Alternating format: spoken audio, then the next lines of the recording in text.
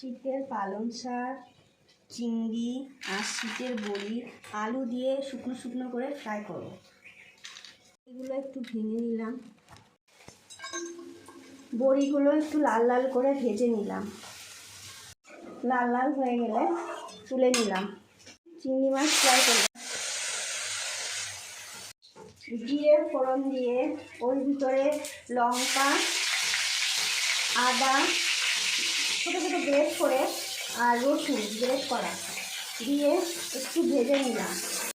ওইটার ভিতরে আলু গোটা গোটা করে আলু কেটে ফ্রাই করে নিলাম। নুন দিলাম, হলুদ দিলাম। পালং শাক ভালো করে ধুয়ে ওই আলুর ভিতরে দিয়ে দিলাম।